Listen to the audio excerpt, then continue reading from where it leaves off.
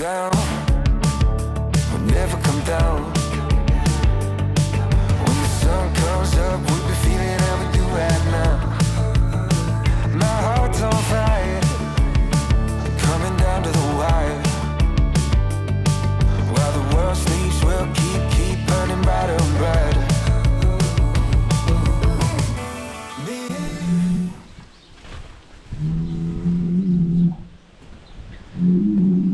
Come, Big Red.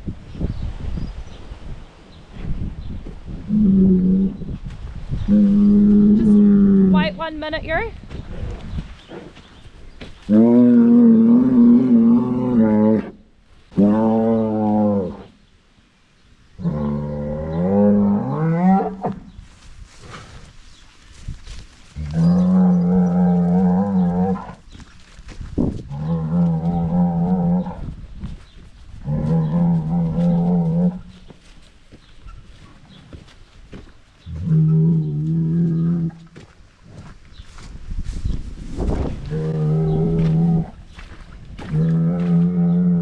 After 4 weeks of AI, it was time to add the herd bulls.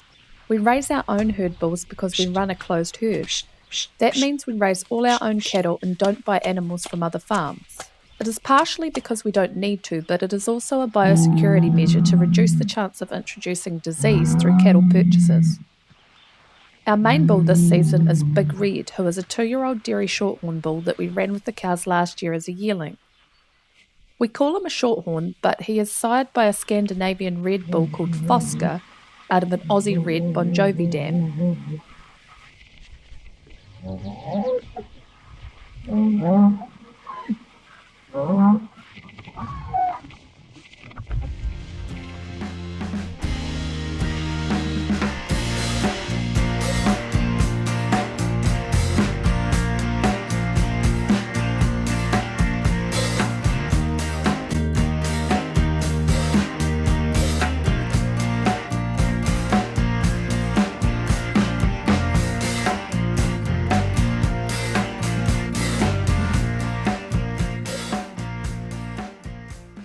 Quite an unusual tree. Have you noticed how these, like, you have these fronds here? Dreadful to go through a lawnmower, but the calves really like eating them when they first go out in the paddock. Have you seen them feasting these? No. They eat them like crazy. It's just real stalky, fibrous material, but the calves love it. Yeah. So I was talking to Dad this morning, and he said that there's a lot of flowers on the cabbage trees at the moment, and he's completely right. They're absolutely loaded with flowers. And he said when he was a boy, the old timers used to say that when the cabbage trees were loaded with flowers, it was going to be a dry summer. And I said to him, well, when I was in town the other day, I was talking to a guy, and he was absolutely adamant that it was going to be the hottest summer that we've ever had, and that we're going to get 39-degree heat, which I don't know if I've ever experienced 39-degree heat. And I said to him, how do you even know that? It's not even summer, it's still spring. That's months away. And he said, oh, I heard it on the news. I thought, oh, I haven't seen it. And I thought, well, that's a bit of a tricky one, because the last time the news was talking about it being a dry summer, it was literally the wettest we've ever seen. A couple of years ago, they started talking about having a dry summer in September because there was El Nino or La Nino, or all the Ninos were really bad for a dry summer. And so people got quite hysterical because there was going to be a dry summer, so they had to plan and rah. Ended up being the wettest summer that anybody had ever seen.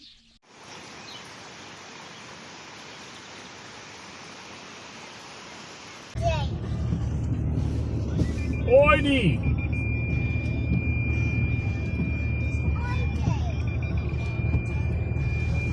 There's a little Christmas tree here.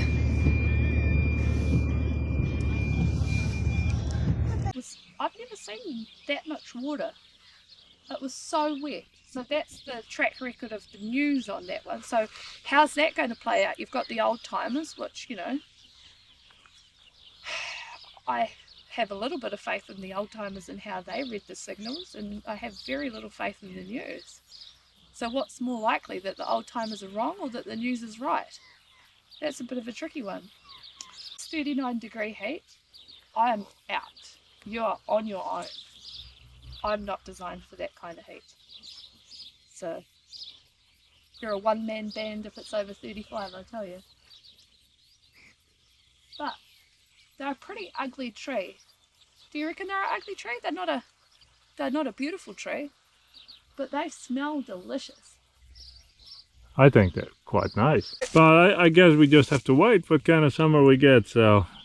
Well, you don't know, but I guess we always do it the same. Expect the absolute worst, prepare for the absolute worst, plan for the absolute worst, and hope like hell for the best.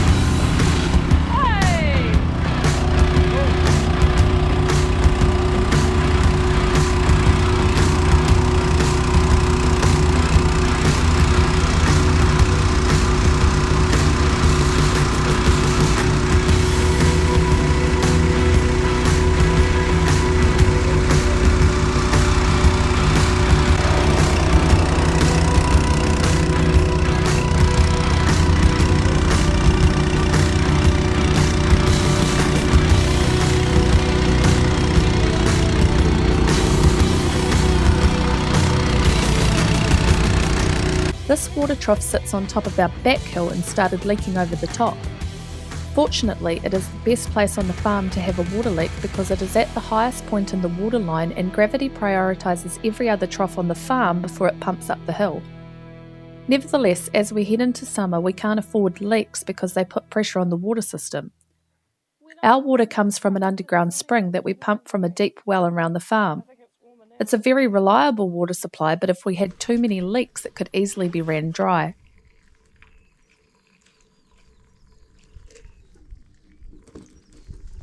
I think it's here. There's like it feels a bit calcified.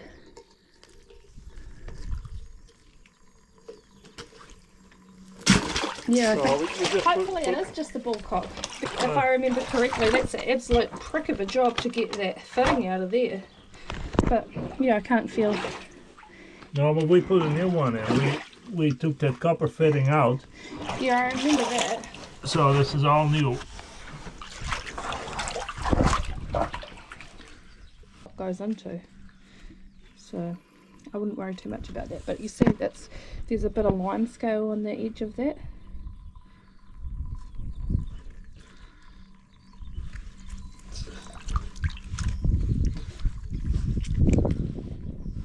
This is a non-return valve. Yeah, so you want to leave that on. Yeah, we want to. So that explains why it's so long. That's the one. Let's see. Did you turn it off at the pump shed?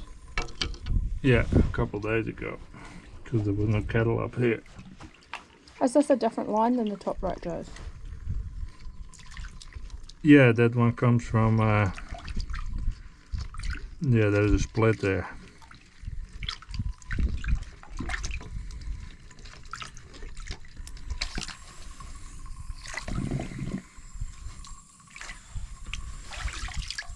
So now that non-return valve sounds like it's leaking a bit.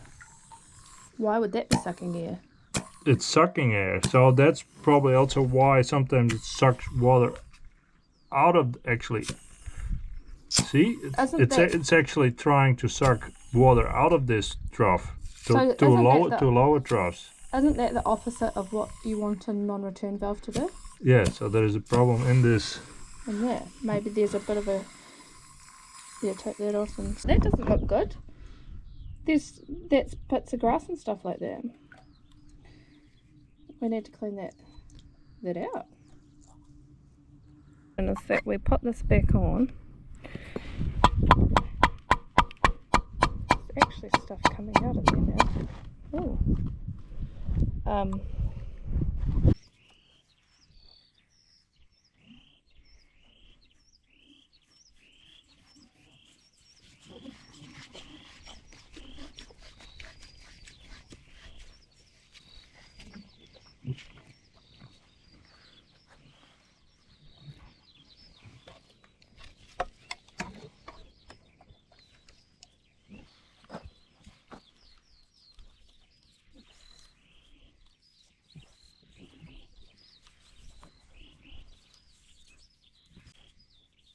It surprises me that you've even got that tape.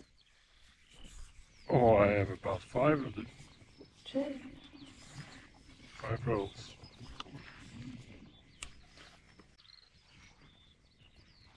There has certainly been a big uptick in the amount of water leaks that we've had in recent times.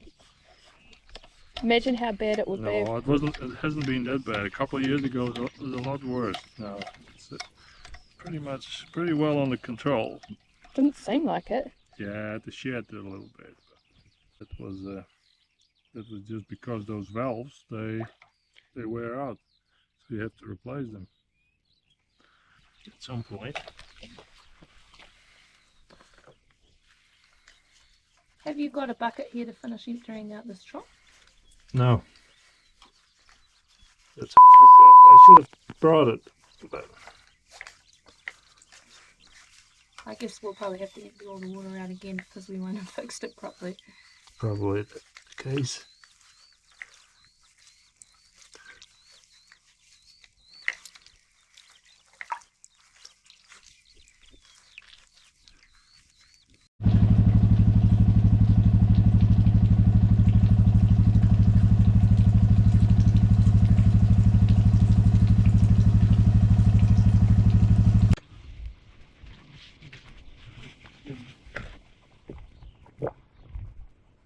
Fixed.